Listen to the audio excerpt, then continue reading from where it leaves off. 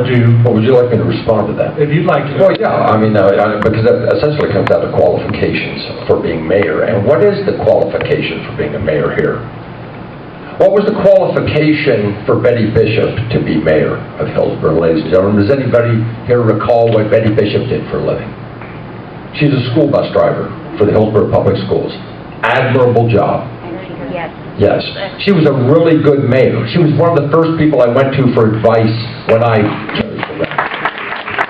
Betty Bishop was a school bus driver. Yes. And yet enough people felt that she had the qualifications to be the mayor of this town. Sandy Harsha was the mayor here.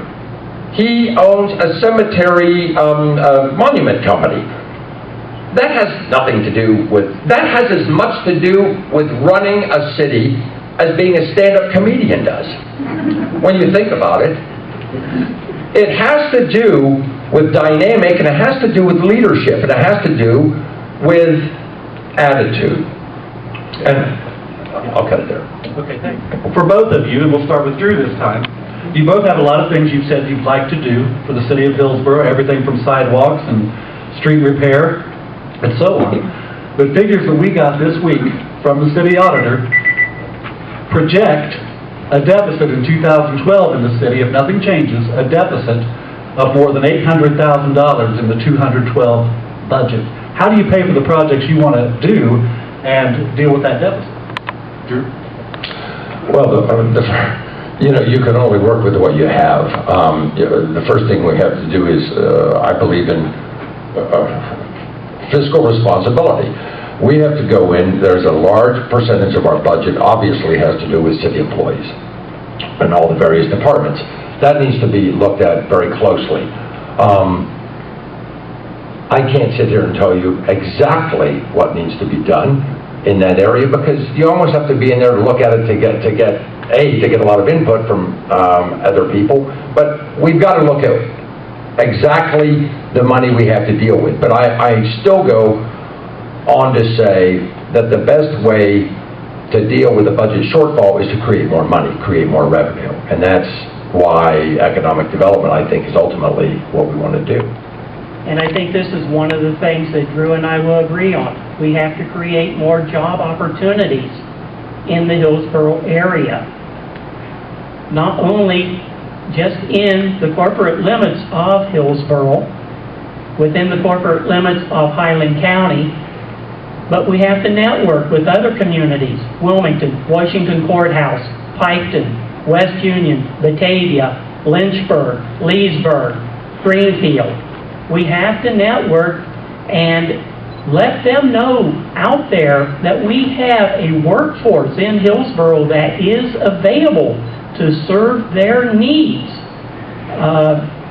We have to get those funds coming in. Also, we have to think outside of the box to create different and new opportunities for improving to improve the bottom line of city revenues.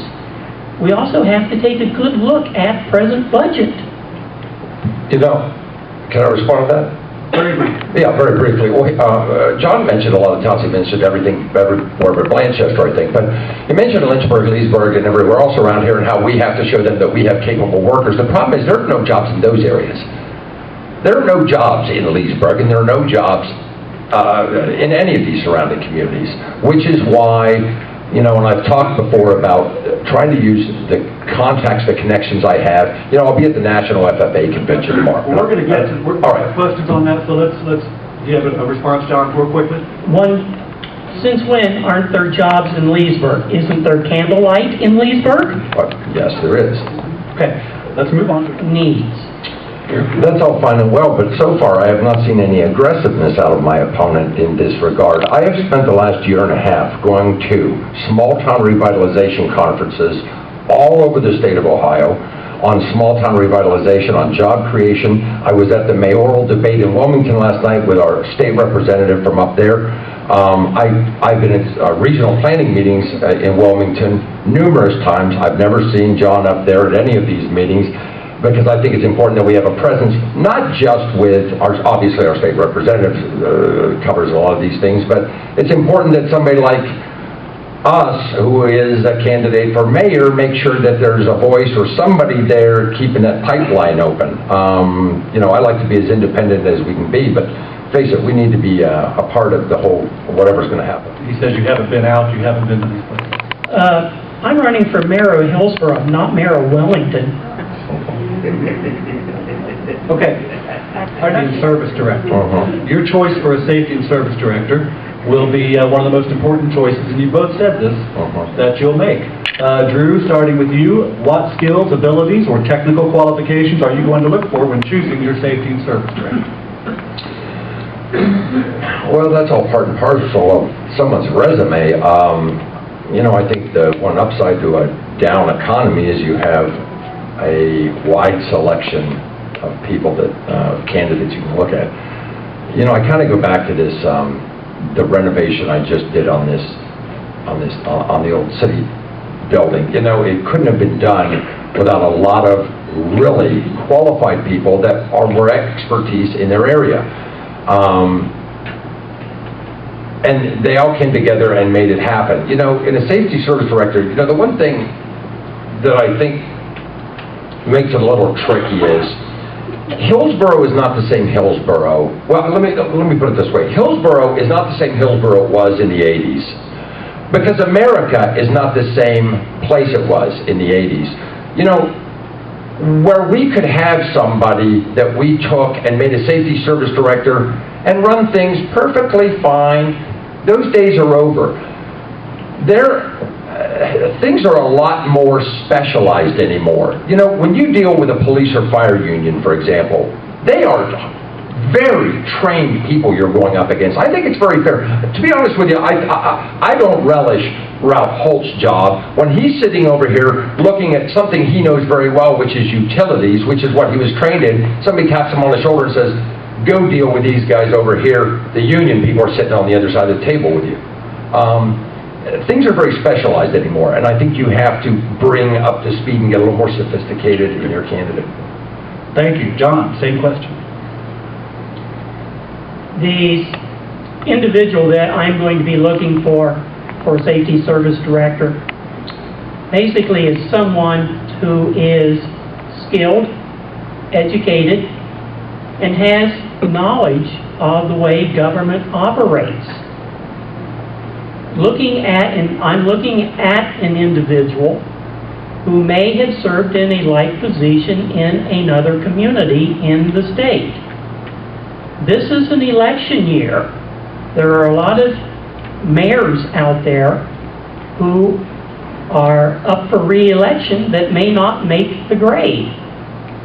Therefore, safety service directors may be let go. I'm looking for an individual who will bring the opportunities of knowledge, previous experience, and new ideas to Hillsboro, who may be able to do things such as changing the way that we have done things in the past. Maybe it's schedulings for the firefighters and EMS people, the police department. Maybe new ideas of how to get more mileage out of our streets. Maybe have other ideas of how to improve the quality of life for our citizens based upon what they had seen done in their previous communities.